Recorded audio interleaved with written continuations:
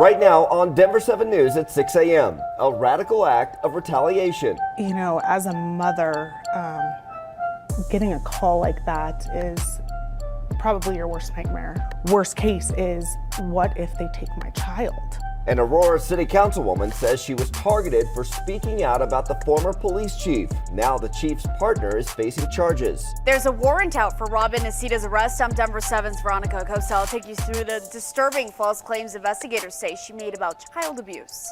Plus, new information about the Buffalo shooter's plans after the grocery store. And a Boulder King Super shooting survivor weighs in on the path to healing ahead. My first thought was all of the similarities. And the Avs are back on the ice today for round 2 of the playoffs. What the team learned from its playoff run last year. They have had 8 days to rest up and get ready. They've got everybody healthy again, and I'm sure the crowd will be rowdy tonight.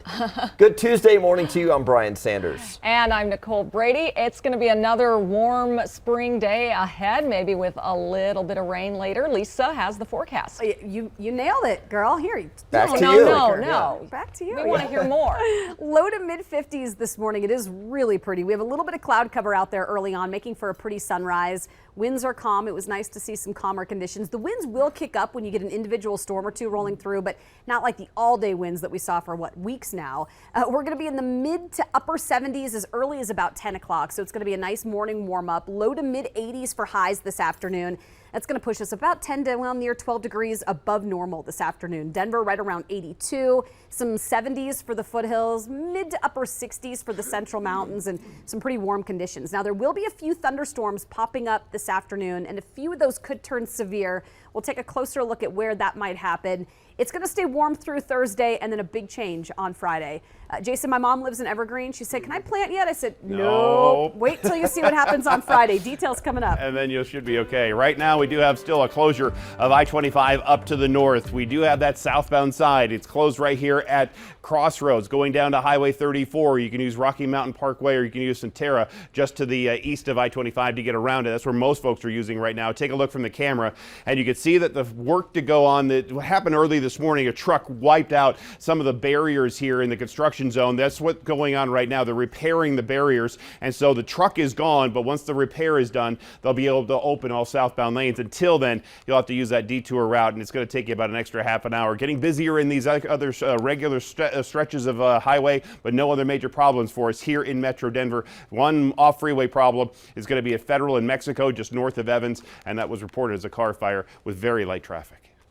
An Aurora City Councilwoman learned the person making false and disturbing claims about her and her child was the partner of the city's ousted police chief. Councilmember Danielle Jurinsky says those allegations shook her to the core.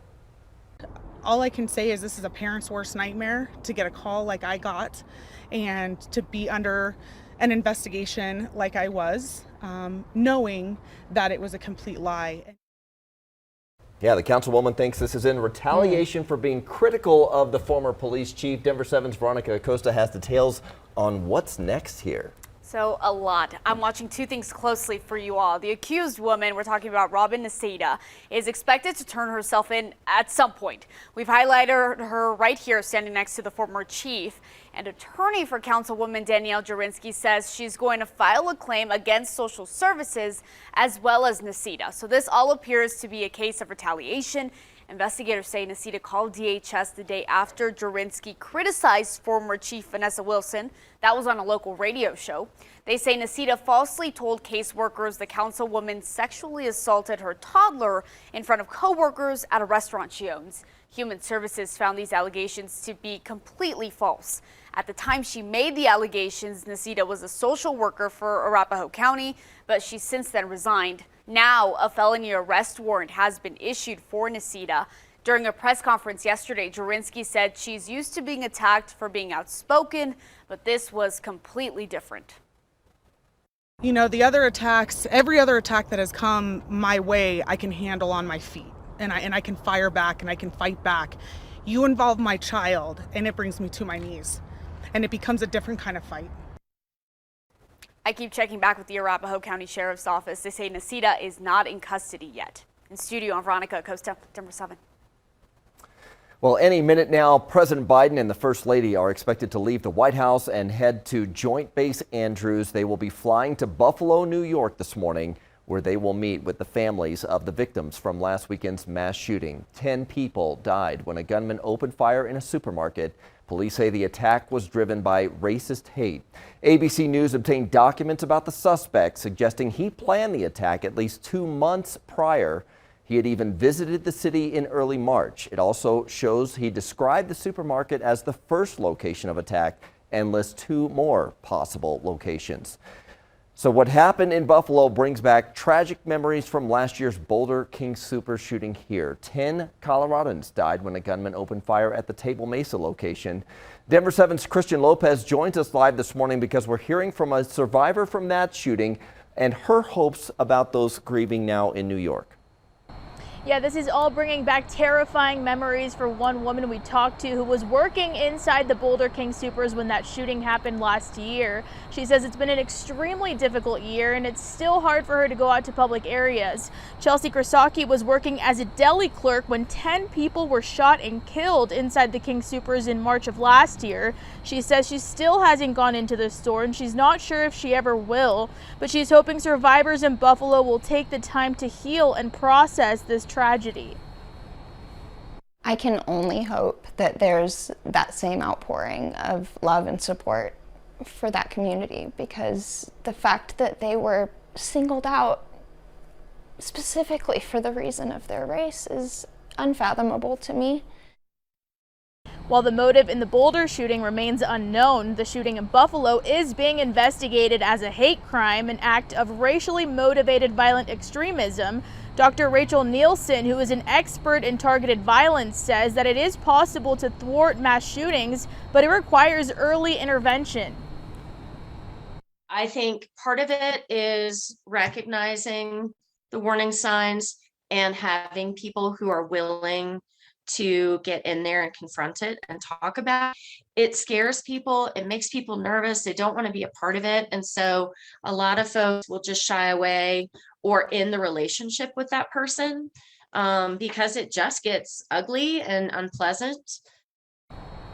Krasaki says that she hopes that prosecution will go a lot smoother in Buffalo for those who are grieving right now. Just last month, the suspect in the King Supers shooting was ruled incompetent to stand trial for the 3rd time. Reporting live this morning, I'm Christian Lopez, Denver 7. All right, thank you, Christian. Homeowners and business owners will see cuts to their property taxes over the next 2 years. Governor Polis signed a bill into law yesterday. Lawmakers say they'll use a budget surplus to help fill some of the funding gaps left by the property tax reduction, including for schools. If you live in Arapahoe County and you're facing eviction, there is new help starting today. The county is teaming up with Colorado Legal Services to offer free help at the Littleton Courthouse.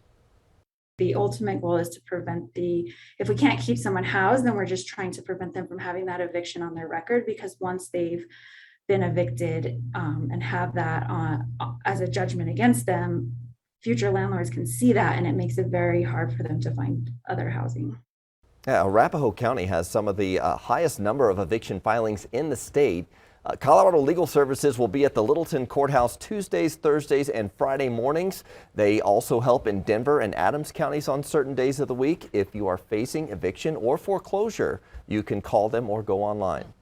The Avs are ready for round 2 of the playoffs. Game 1 against the Blues is tonight at Ball Arena. The team had one more round of practice yesterday.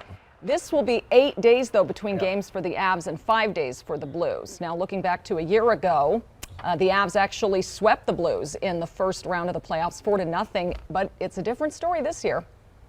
They're a different team this year. We're a different team this year. So you can't look into last year too much because that's in the past, and we're focused on the present and playing the St. Louis team this year. And they're a potent, highly potent offensive team that we got to be ready for.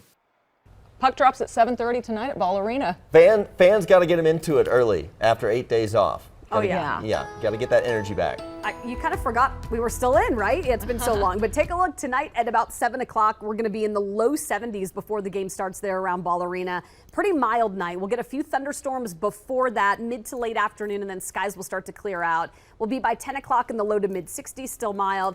It was pretty loud there for that last series, Ball Arena. I'm assuming it's going to be the same tonight. I would imagine maybe even a little bit louder. Yep. Right now we have a good drive coming in from the west side of town, Lakewood, West Denver. Not seeing any problems here on 6th Avenue into the sunshine as you join I-25. Yesterday we had a big delay. Today, not so much. The westbound side looks just fine as well, heading all the way out to Golden.